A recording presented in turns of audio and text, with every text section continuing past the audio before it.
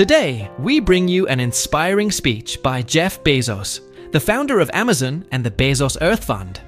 At the Vatican's Faith and Philanthropy Summit, Bezos shares his vision for protecting our planet and the urgent need to balance short-term solutions with long-term sustainability.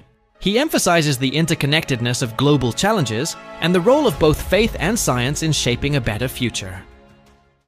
I cannot think of a better place to confront the problems we face today than here, at the intersection of science and faith. Because of the problems that we face, they're so great, because their solutions are so essential. The journey closer.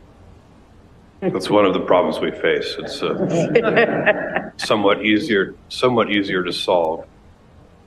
The journey we're on to solve them is going to require the best of science and leadership. And even that won't be enough. It will also require audacity and innovation.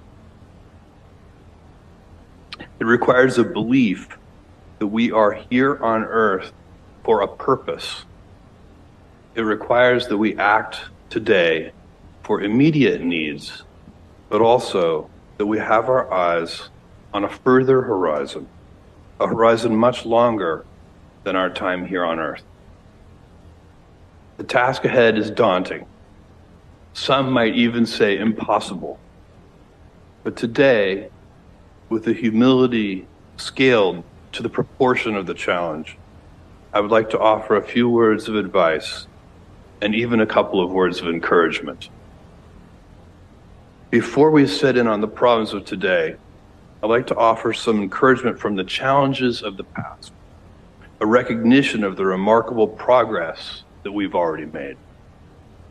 When people wish for the good old days, when they glamorize the past, they fail to appreciate that life has improved drastically in many ways, even over the past few decades. When I was born in 1964, the average person lived to only 53. Today, they would live to 73. In the same time period, world poverty rates have fallen by 75%, and adult literacy has doubled. And even though world population has grown greatly in that time, food production has risen even more rapidly. And of course, our progress isn't constrained to a single lifetime. If you go back to 1822, just 200 years ago, the average lifespan was 29.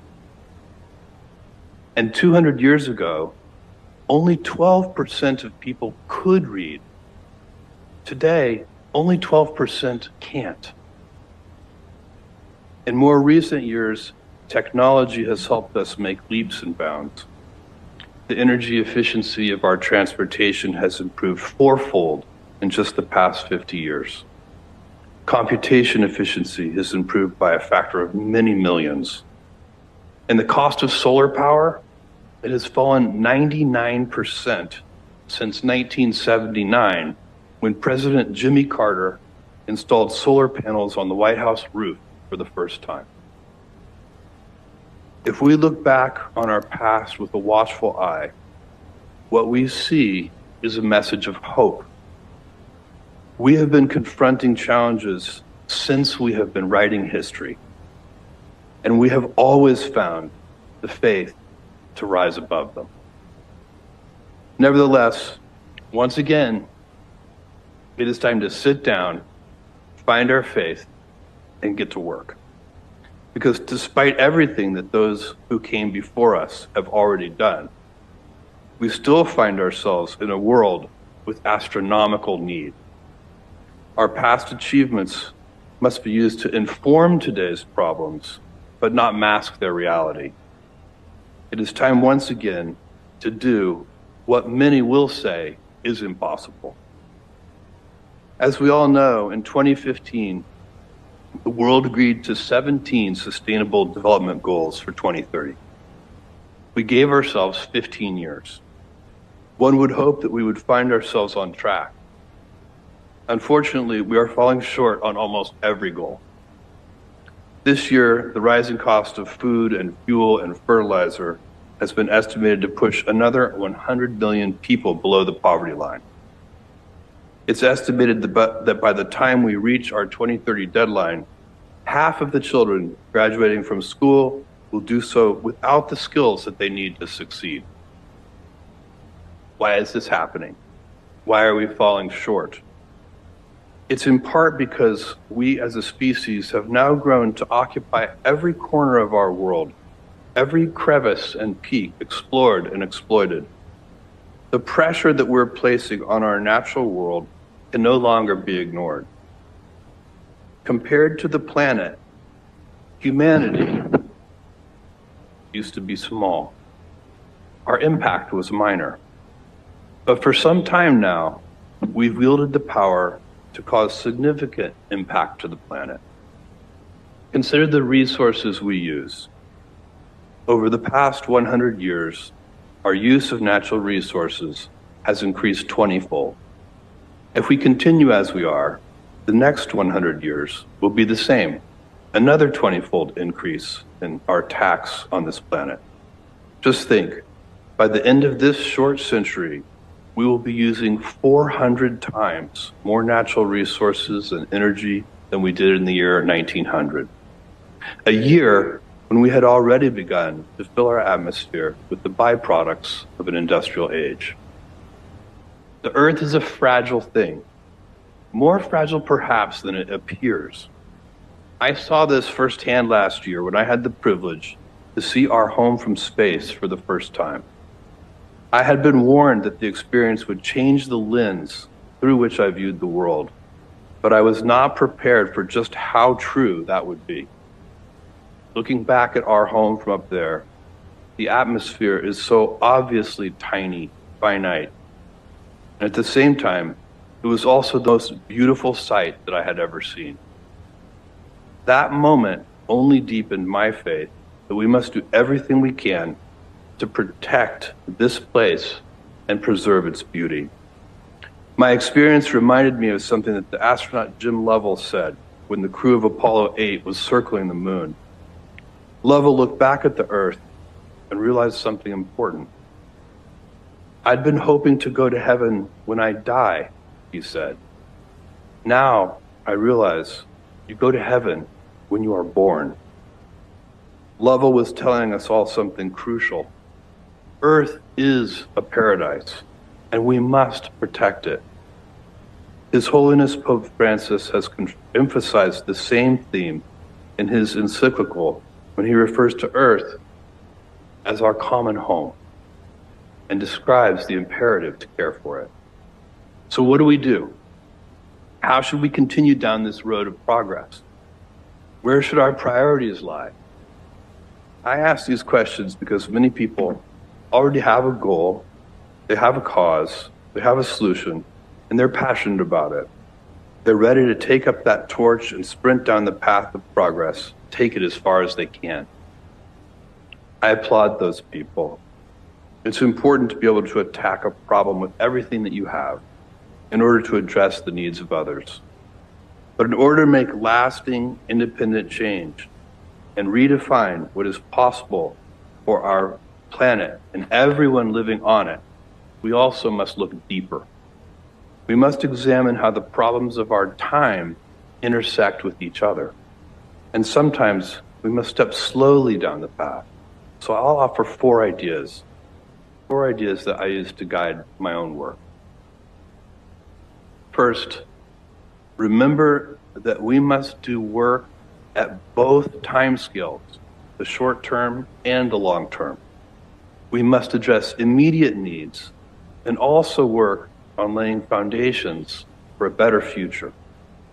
Many people today are hungry. I know some of the people in this room are playing an important role in addressing that challenge. As you just heard, my friend Jose Andres is one of those people who serves urgent need.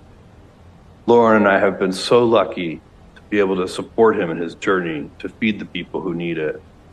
His World Central Kitchen has served hundreds of millions of meals to those most in need. And in Ukraine alone, he's worked with local chefs to quickly serve more than 1 million meals a day. His work and the work of many others is a wonderful example of when we must run down the path. When people are in immediate danger, when crisis is looming, that is not the time to find the most sustainable solution, the one that will solve the problem, not just in the moment, but forever after. That is the time to jump in, get to work, and to do whatever you can to provide short-term relief. But with the same resolve, we must also work on the long term, fixing problems at the root, creating preconditions for permanent change, change that uplifts, change that creates empowerment and independence. Education is an important example. 60 million primary school-age children are not attending school today, and the pandemic has only made this problem harder to address. The Catholic Church itself has done so much to address this need. It remains the largest non-government provider of education in the world, educating 62 million children from preschool through high school. That gift has changed the lives of so many people, including my own. When my father came to the United States from Cuba, alone and speaking no English at the tender age of 16, the Catholic Church took him and 15 other Cuban boys under their care in a mission led by 2 priests in Wilmington, Delaware. They housed him and educated him and gave him opportunities he wouldn't have had otherwise. Later, the circle continued, and he passed those opportunities on to me. Sitting here in the Vatican today, I would like to thank the Church for that gift.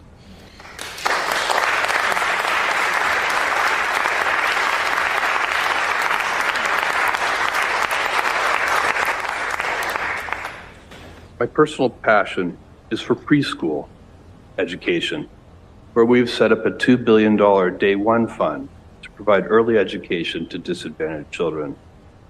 Providing for urgent needs and finding long-term solutions are both essential. We can and must put energy into both, and both require iteration, planning, intentionality, and a lot of ingenuity. Okay, my second suggestion. Let's invest in our common home, the natural world that enriches life. Our planet's surface is made of astonishingly thin, fragile layers that together enable us to live and thrive. I'm talking about our atmosphere, the vegetation and water on the surface, and the soil beneath. This paper-thin lining provides all the oxygen we breathe, all the food we eat, and all of the water we drink. They make life livable, and their beauty also makes life worth living. These skins are essential, and they are all threatened. The world is warming, the seas are rising, and storms are intensifying. Our oceans are acidifying, and our fish stocks are declining. Soil is degrading, and deserts are encroaching. In almost all cases, it is the poor and vulnerable who are suffering the most from these disasters, while they have done the least to cause them. Caring for nature is caring for people. This message is one that we must continue to spread. It's worth remembering the commandment humans were given in the Garden of Eden: to tend the garden, to be good stewards.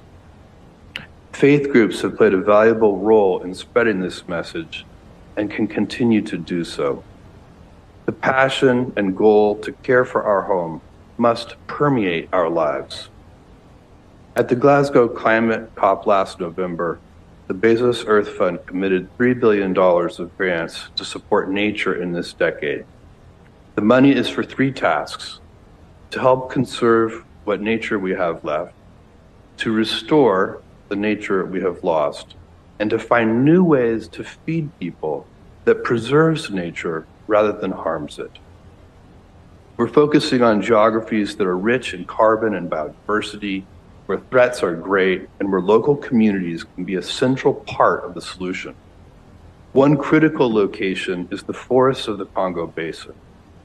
This region is sometimes called the heart of Africa and the lungs of the world. Lauren and I recently returned from Gabon, where we saw how leaders and community groups are finding ways to advance human progress while preserving our rainforests. In every case, it's essential that indigenous groups and local communities play a central role in these discussions. So whatever your goal is, and however fast you're walking the path, please remember to consider our common home and keep it safe. My third suggestion: focus on the whole system and its interconnectedness. It's good to have a clear goal, to walk the path with confidence and purpose, but it's also important to look around you and notice the goals of others who walk beside you, because there are a lot of problems, and each one overlaps with the next. They all affect one another. Let me give you one example. An important problem people focus on is overfishing. But to focus exclusively on fishermen or the companies that employ them underestimates the complexity and interconnectedness of the problem. In fact, the depletion of fishing grounds is also affected by government subsidies given for industrial trawling, and it's affected by the destruction of coral reefs, which is in turn driven by ocean acidification. And there are many more aspects to this complex problem. If we want to help fishing communities and make fishing sustainable, we must look at the whole web of problems and how they connect to each other, not just the individual challenges. In real-world problems, very rarely is there a silver bullet. Pushing in just one place in a complex web of problems is unlikely to do much more than just move the problem around. At the Bezos Earth Fund, we're working with others to monitor 50 key transitions that need to happen in order for us to address climate, nature, and development. These include phasing out the internal combustion engine, decarbonizing steel and cement, raising food crop yields, as well as making them more resilient, reducing food loss, and empowering indigenous communities to manage their tropical forests. For each of these factors, we tried to identify how close they are to positive tipping points, and what are the barriers that we could perhaps help remove in order to cross these tipping points, whether that means investing in research or running a pilot project, doing public policy design, or monitoring and transparency. These obstacles require new ways of thinking and acting. Some in policy circles call this systems thinking. All aspects of the problem must make progress simultaneously. My final piece of advice: be curious, explore, invent, redefine the impossible. Look at any breakthrough in human progress: universal childhood immunization, the microchip, renewable energy. They all happen because a group of innovators refused to accept the status quo. The path was rarely easy, and there were many obstacles along the way. Even well-meaning people would whisper, "This will never work." But work it did. Often, you must not follow a path, but forge a new one. Space exploration is an example of forging a brand new path. When Neil Armstrong stepped on the surface of the moon, he redefined the impossible. As a 5-year-old boy, I was one of the many people who got to watch that moment. I spent my childhood watching Star Trek, making models, and turning the garage into a laboratory for all kinds of contraptions. I was determined early on to build a path to space. Some people ask me why. Why invest so much into space when there are so many problems to be solved on Earth? The reason is simple. Investing in space will help preserve the Earth. Our motto at Blue Origin is for the benefit of Earth. We go to space not to abandon our home, but to protect it. Consider energy. In space, the sun always shines, and we can collect energy in almost unlimited amounts. Energy and other resources can be harvested and used in space without harming the Earth. Earth is a garden that should be tended. Blue Origin's long-term goal is to move all polluting industry off Earth. That path is long, and we won't see its end in my lifetime. Somebody else will have to pick up that torch. But for my part, I would like to do everything I can to build a road to space so that whoever comes next has an easier time than I did. And as this journey progresses, we will find things that we do not expect. Curiosity is an invaluable trait. It allows us to make discoveries that we didn't even know were there to be discovered. Curiosity enabled Copernicus to show us our place in the universe, Newton to explain gravity, Curie to open our eyes to the atom. They were dreamers and explorers. They forged a brand new path for builders to walk upon. Builders who used the dreamers' discoveries to change the world. So my final point, our human challenges are big, but walking side by side, working always together, our human capacity to solve them is even bigger. Don't lose faith, and never, ever let anyone tell you it's impossible. Thank you all so much.